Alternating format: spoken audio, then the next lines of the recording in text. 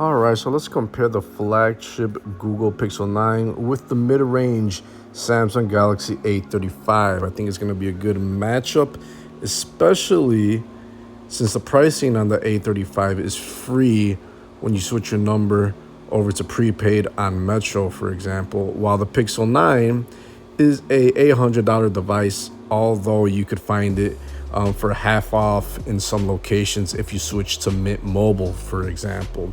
So we have a $800 device versus plus $300 A35, but in reality, you could also compare the $400 Pixel 9 to the free A35. Regardless, the cheaper phone, bang for your buck, just on price, is the Galaxy A35.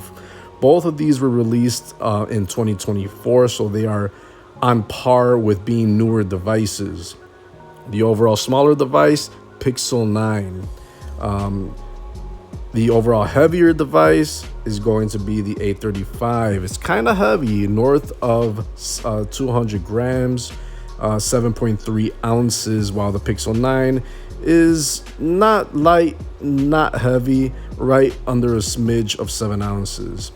Build quality, both of these are pretty nice. Glass front, glass back, but you have the aluminum frame on the Pixel 9. I always suggest getting the case, slap it on the back so you will protect your investment.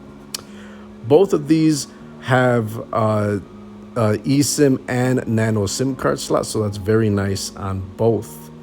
Good if you transfer your number in and out of your phone, switch phones, or you travel a lot. Now, both of these are dust and water resistant, but the Pixel is IP68 and the Samsung is IP67, so a little bit better on the Pixel 9. Now let's talk about display. Bigger display on the A35, given its bigger overall size at 6.6 inches. Pixel 9 more pocketable, 6.3 inches, in a more easy, friendlier way to handle it for most people for a smaller device. You don't see a lot of smaller devices anymore on Androids. They're only found in the flagship devices now. Both of these feature 120 hertz refresh rates, so that's very nice on both. So that's a real good deal on the A35. The resolution is a little bit better on the Pixel 9, but both of these do offer always on display. That's a plus. You don't see mid-range cheaper phones with always on display, so that's a good plus on the A35. Now, when we come to software, you have stock Android on the Pixel 9, 7 years of updates. Android 14 with Samsung UI on top on the A35, but you get 4 years of updates, which I think is reasonable. I don't think you're going to keep either of these phones for more than 4 years. More powerful chipset on the Pixel 9, Tensor G4, versus the Exynos 1380 on the A35, which is kind of like a lower mid-range processor, but everyday apps will work beautifully on both of these devices. Same thing with the RAM. You do have a big amount of RAM on the Pixel, with 12 gigs, but you get 6 gigs on the Samsung. Overall, you're gonna have a better experience on the Pixel 9 for sure. Combine it with the RAM and the chipset, but everyday apps you won't see a difference. And I think most people, if they treat this phones for what they are, you don't push them that much, it's not gonna be a real difference maker between these devices, especially when you put in the price. Let's move on to storage. Big difference here. Although both of these offer 120 gigs of internal storage, you could upgrade the storage on the Samsung, which is always nice with the SD card slot. Can't do that with the Pixel. The camera situation, 2 pixels on the back of the Pixel, 50 megapixel main, 48 megapixel ultra wide. The A35, 50 megapixel main, 8 megapixel ultra wide, 5 megapixel macro, both shooting 4K. And also the selfies are both 4K on these both of these phones. But if you want really good pictures and video, the Pixel 9, no doubt about it, that's the one to roll with. If you just want everyday quick shots with when you have lots of light.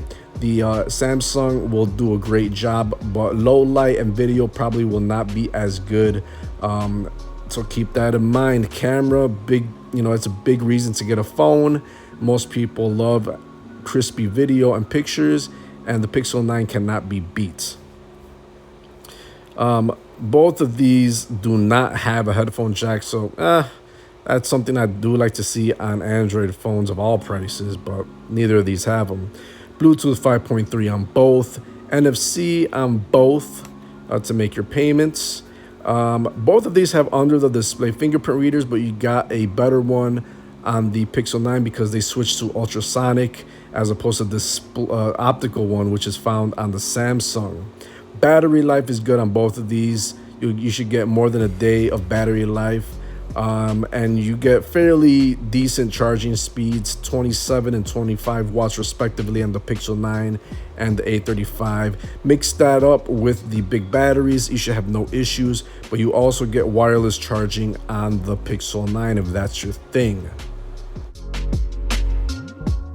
So between these devices, it's pretty clear cut. The Pixel 9 is going to be just the faster, more powerful device with the great camera, which supersedes the everyday great value of the A35. So basically what it comes down to is going to be price. If you could get the Pixel 9 for $400, that's a great deal. Get it at that price. For $800, no, get the A35 all day. You can get it for free. That, when you compare a $400 Pixel 9 with a free A35, it is a very tough decision maker if you really care about the camera. But if you don't care about the camera, the A35 offers exceptional value, especially when it's free, and it has some features that are not found on the Pixel 9, such as the SD card slots. For a lot of people, that's a big deal. All the other things might be a little bit of a preference, but I do prefer the smaller size overall on the Pixel 9 compared to the really big old size on the Samsung. And if you're running a lot of apps, intensive graphics and all that stuff, lots of games, then the Samsung will stutter a lot and apps will close in the background because of that low amount of RAM. Another bonus on the Samsung is that if you're into casting your devices, mirroring them to a TV and a screen, the Pixel 9 does not have mirror cast. You can only use it with your Google devices, like the streamers, the Google streamers, Google TV, and all that stuff. The better option, in my opinion, is mirror cast, because you could just beam it without actually being on the same network, so it's a lot easier in certain situations. And also you get the software is different, stock versus Samsung. Samsung offers a little bit more, but it could get in the way of a lot of people's daily things. It might be a little bit too clunky, too many things being there. But for example, I do like, if you have kids, they have a kids mode on Samsung, for example. But it's a very interesting comparison. Pixel 9, overall great value, great device.